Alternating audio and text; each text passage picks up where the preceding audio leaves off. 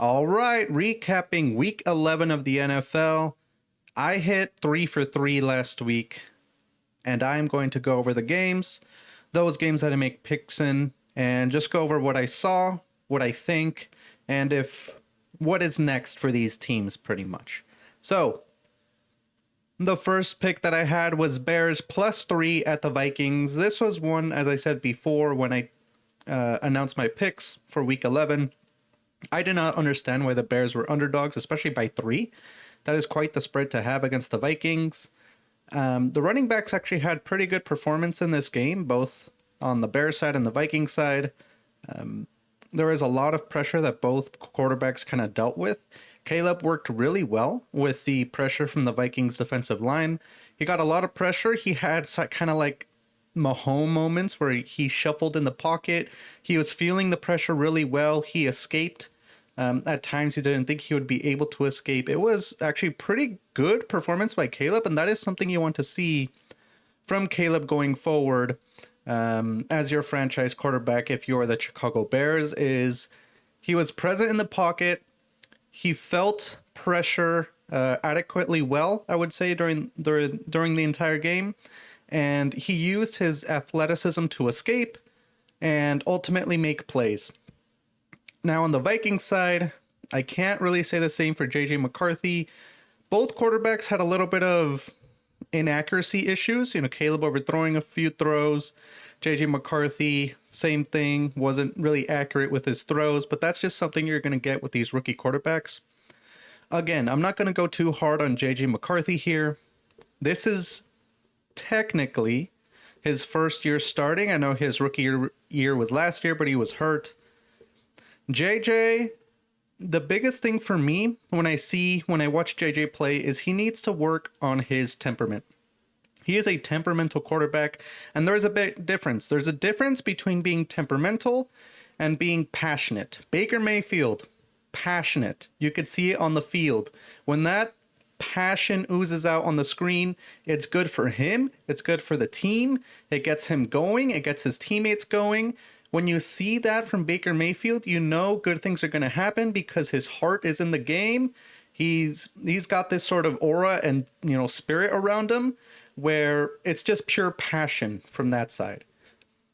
JJ McCarthy, it's more temperamental. When he makes mistakes, poor body language. And that oozes out of him in a bad way. It causes more thinking, more kind of double thinking. He's overthinking his shots and his throws because he's being frustrated, and that kind of spreads throughout the team. We saw Justin Jefferson frustrated as well, along sometimes at points during the game, just the way the offense was going or not going in this case.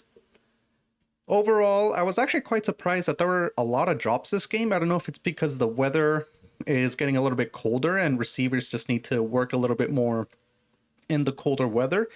But there were actually quite a few drops from both teams in this game. I was a bit surprised. Even if the kick didn't go through, that's okay. My pick here, Bears +3 at the Vikings. That would have hit anyway. All right, what's next? This is where I do a little bit of addressing to the Bears themselves. So let me pull up the schedule, and this is addressing the Bears fans. Yes, you are number 1 in the NFC North. Enjoy it while you can because your schedule is tough going forward. Are you going to be able to win 3 to 4 games the rest of the season? It's a tough schedule. There are no, in my eyes, obvious 3 to 4 wins remaining on your schedule. Let me lay it out to you. Steelers, that's a 50-50 in my opinion. Aaron Rodgers, we'll see. Eagles, you're losing that one in my opinion. Packers, you play the Packers twice. Potentially a split there, so maybe one there. The Browns, that should be one that you win. 49ers, that is, in my opinion, a must-win game for the Bears. That is wild card spot that you're fighting for. And that is a must-win for the Bears. And then the Lions, which I do not believe they have the talent or the roster to compete against the Lions. So really, You have 3 games: Steelers, 1 against the Packers, and the 49ers that are must win. I don't see much else on that schedule that is kind of guaranteed. The Browns, I think, are pretty much guaranteed. Other than that, it's pretty tough schedule. And the Bears, you guys haven't won cleanly. Yes, even though you haven't won cleanly, a win is a win, a W is a W. But you lost so far in the season against the Lions, the Ravens, and also the Vikings game 1. All your other W's this season have not been against elite or top tier teams. The best team I think that you guys have beaten thus far is probably the Cowboys, and we know how their defense was. So this is addressing the Bears fans. Do not panic your next 7 or so games to the end of the season. You need 3 to 4 wins. Can you do it? Yes, it's going to be tough. But I believe the Bears, with Ben Johnson and the roster they have, especially on offense and the identity they have on offense of running the ball, it's been magnificent to see the offense flourish through the first half of the season, and I want to see them really establish themselves the second half of the season. Okay, now the Vikings. I'm sorry, Vikings fans, but Minnesota, you guys are out of the playoffs. There is no real path for you to make the playoffs anymore. And this is actually a benefit, I think, to what really is the biggest thing the Minnesota Vikings needs to work on, and that is J.J. McCarthy. He is still young. He is still developing. It's very clear from that. Having Kevin O'Connell as your head coach is critical to JJ's development for the rest of the season. I would be absolutely surprised and shocked if they do anything at the quarterback position from the rest of the season. You really need those games to start JJ and develop them for next season, or just get a good idea of, is this guy your franchise QB or not? Because if you look at the schedule, you have on the Vikings side against the Packers, most likely going to lose both against the Packers. You got Seahawks, you're going to lose. Cowboys, that's a coin flip. Giants, you should win. Commanders, you should win, so that's 2 W's. But then you also have the Lions as well. So out of the remaining schedule, I only see 2 wins. And that only brings you up to 6 wins on the season. Not enough to get you in the playoffs. There are going to be 3 teams in the NFC North, I believe, going to go to, or potentially going to go to the playoffs. At least 2, but 3 of those are for sure not going to be, or the Minnesota Vikings are not going to be one of those 3 teams, unfortunately. All right. My next pick that hit as well and was successful, it was the Cowboys game against the Raiders. Monday Night Football, Cowboys -3.5 at the Raiders. This was one where I looked at the spread and I was a little bit surprised that it wasn't a little bit more. The Cowboys are coming off a bye. That is something I mentioned. And something else I mentioned is, I know it's only the Raiders, but the Cowboys, what I really liked what they did at the trade deadline is, we can all debate on, was that the best way to GM, best way to build the team going forward? What about the picks? So on and so forth. But regardless of all of that, if you boil it down to its core, what the Cowboys did at the trade deadline, and also at the beginning of the year with Micah, they said, okay, our defense, we want to have an identity on defense that does not revolve around one player, in which it has in the past, and that was Micah Parsons. Now the Cowboys are shifting to, we want to have an identity on defense, and that identity is going to be stopping the run. You stop the run, you make teams one-dimensional, having to throw downfield to get some points, advance the ball, so on and so forth. What I liked about this is that they showed in this game a lot of Cowboys players played with a lot of heart, with a lot of grit. You saw them flying around the field, especially on the defensive side, and most importantly, they stopped Genty. They stopped the run on the Raiders offense. Yes, it's only the Raiders. They're not a good team. However, that is exactly what a team needs to do in order to begin that culture setting, make an identity on defense. This is a great start to kind of the second half of the Cowboys season. We'll see how they go defensively, but all in all, Say what you will about Jerry Jones, say what you will about the trades and all of that. Bottom line is they're creating an identity on defense, and it is paying dividends so far for the Cowboys. We'll see how it all develops as the season goes on and ends. Do I think this is a team that will make the playoffs? No, it's not. Let me look at their schedule. They are 4-5-1. They need at least 6 more wins in the last 7, and they have a gauntlet of a schedule against the Eagles. I do not believe they'll beat the Eagles. Chiefs, the Chiefs back against the wall. I don't think that's when they'll win either. The Lions, no, the Lions have much better roster. They should be able to beat the Vikings, the Commanders, and the Giants. Those are 3 wins.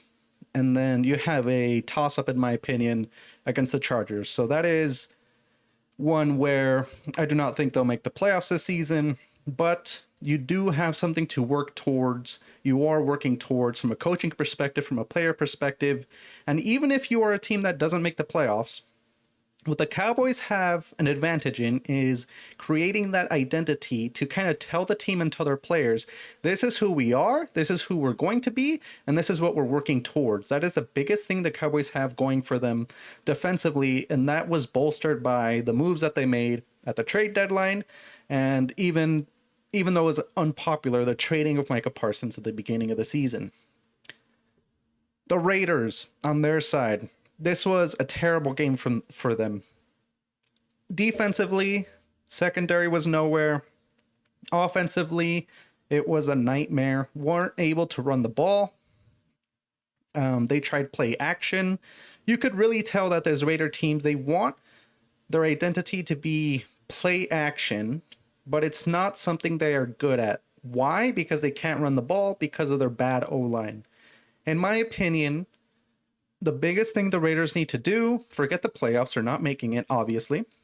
They need to find an identity on the offensive side of the ball in order to get some momentum in some of these games, to kind of lift up the spirit of their team and their players. We saw Genty earlier in the season was not happy with the way things were going in the Raiders. I could guess that he's feeling the same way now. But still, you need to find an identity on offense and run a different scheme. In my opinion, the Raiders should look to run an offense similar to what the Steelers are running. Big bodies up front, multiple tight ends on the field, very quick, short throws, and just let your playmakers do something on offense. That is something that, especially with poor protection, you do not have the time or the ability to run plays out of shotgun and just sit back there in the pocket for more than 3 seconds. I cannot count how many times the Raiders in this game, and I saw, were in shotgun formation. They had Geno sit back in the pocket, and you saw the receivers going on the routes, and the play calling was, those routes took, more than 2 to 3 seconds to develop. I am surprised why they're still doing that. It's not something that's going to work, especially with that O-line. So for the Raiders, the biggest thing is to identify a identity on offense going forward. And defensively, you need to work a little bit better on your schemes defensively to create something out of nothing with your secondary. And I'd be surprised at the end of the season if the defensive coordinator for the Raiders, he's been there for a little bit now, stays as a defensive coordinator going forward. All right, my last pick, and this one hit as well, was the Seahawks +3 at the Rams. This was an awesome game. It was a very, very fun game to watch. The biggest thing, my biggest takeaway from this game was, even though the Rams won this game, the Seahawks, their roster, their explosiveness is almost second to none. Talent oozes from both teams, and it's a really fun game. It was a really fun game. You saw playmakers on defense and on offense for both teams. You have JSN on the Seahawks. You have Puka Nacua on the Rams. You got Darnold slinging it around. You got Matthew Stafford, of course, on the Rams. It was very fun to watch, and those running backs had some great plays on both sides. You could tell even on the line of scrimmage, both teams, all players were playing their hearts out in this kind of NFC Championship kind of preview that we could potentially get later down the road. Now, all that being said, Sam Darnold threw 4 interceptions and they were still a field goal away from winning the game. That is very encouraging if you're a Seahawks fan. Yes, the Rams have Sam Darnold's number. The biggest thing and the most simple thing you can do to combat this is be good on first and second down. I cannot remember how many times I saw the Seahawks on their drives have a first and 10, a second and 10 or further, making it a third and long in a lot of cases, and it becomes really, really one dimensional when your first and second downs are not successful or not moving the ball. Third and long, you know you have to pass the ball, makes it easy to pressure Sam Darnold, and ultimately creates these pressure situations that lead to turnovers. So the biggest thing in this rematch later down the year is for the Seahawks on the offensive side, make some plays, do something schematically to get your first and second downs more successful, to create a lot more third and short situations where you could run the ball, RPO, you can do some play action, do something that is unpredictable for this Rams defense to confidently call blitzes or pressure, and you could work around that if you're the Seahawks. If you're able to do that in the rematch, then you're sitting pretty, even if Sam Darnold throws, 2 interceptions in the rematch, you could very well still win this game, especially with how this went. The interceptions as well gave the Rams short field, and it was actually very tough for them to move the ball. There were some critical plays as well, breakouts from a run, some big throws, just normal football things, right, in this great game. So, the Seahawks, what's next for them? You need to rebuild Darnold's confidence in these next games. You have a relatively light or, average schedule, I would say, coming up. So in these next games, you want to rebuild Darnold's confidence, give him something to kind of build towards until this rematch, and have your eyes set on the rematch between the Seahawks and the Rams. The Rams as well, very, very similar boat. They have an average kind of light schedule going forward. Really, all they have to do is prepare again for this rematch to ultimately decide the division. So it's a very tough division as well. The Seahawks and the Rams division. The Seahawks and the Rams, I think both are poised very well to win the division. But ultimately, it comes down to the rematch between this game of the Seahawks and the Rams. Very impressive game. I love this game. It was awesome. All right, let me know what you think about these games. And I'll make my picks for week 12, and I'll see you then.